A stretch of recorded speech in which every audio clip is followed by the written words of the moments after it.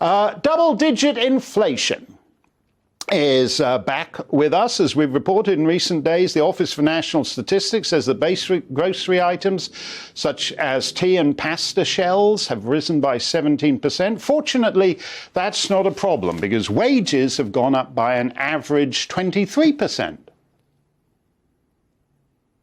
Oh, wait, no, sorry, that's not for you, you loser. That's for chief executives of FTSE 100 companies. The average pay of those CEOs has increased from 3.2 million quid to 3.9 million. Sure, that's just another lousy 700 grand, but it does at least cover your increased energy bill and a couple of boxes of PG tips. So the lockdowns worked out pretty sweet for some fellas. What? Your restaurant went under? Your hair salon went belly up? Tough. If you recall the distinction drawn almost everywhere except Sweden, society is divided into the non-essential, that would be you, and the essential, which is these guys getting the extra 700 grand a year, which I guess is why for these fellas, what the Bank of England says will be the longest recession since the 1920s is working out just swell.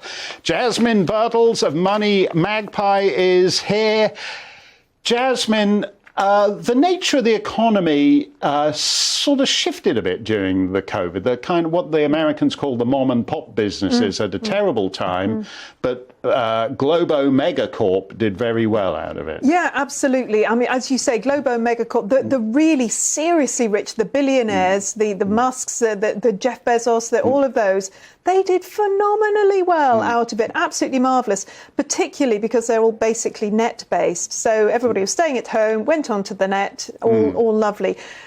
When we came out, gradually, it went into a bit more reality. But even so, even now, as you say, the mom and pop ones, particularly if they've got a building, if you're on the high street, you may have noticed your high street's got even worse recently. They have the incredibly high energy rates, all of this.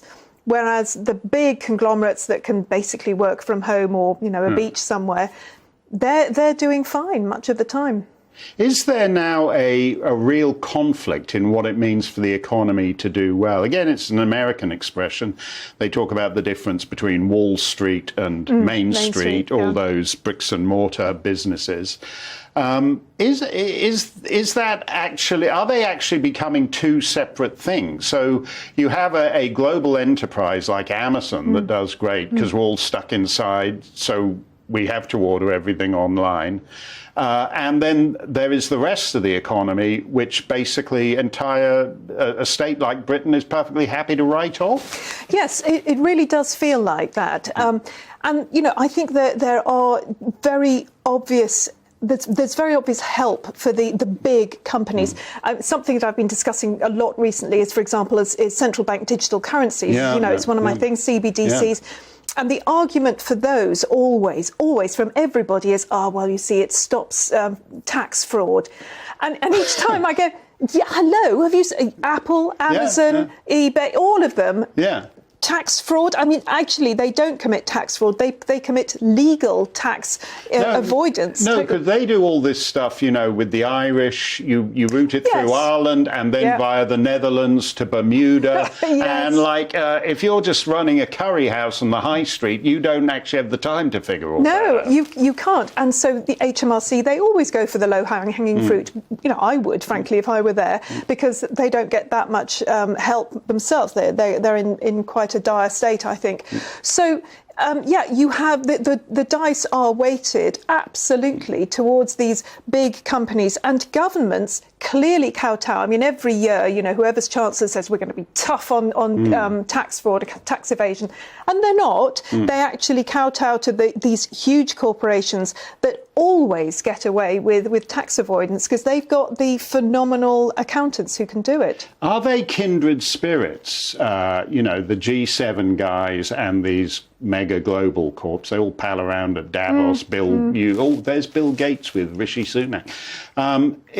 Just as the COVID years saw a massive transfer of power from the individual to the state, so there was a massive transfer of the economy from small businesses to these essentially global monopolies. Yeah, absolutely. And they are in bed, definitely. So again, with CBDCs, there are government members and big tech types who are meeting up monthly in very nice areas to discuss how to create this CBD, this new type of surveillance. And the other thing that's coming up at the moment, and I'm sure you've seen it quite a bit now, is universal basic income, UBI. Yes. That, it's a sort of bastard brother of this horrible CBDC as well. Yeah, basically it's saying you're useless. We got no need for you, but here's some pocket money, so you don't think about going in for violent revolution. Absolutely, which is with terrible times. Where the CBDC is huge, and we will stay on that, Jasmine. It's always great to see you. Thank you very much.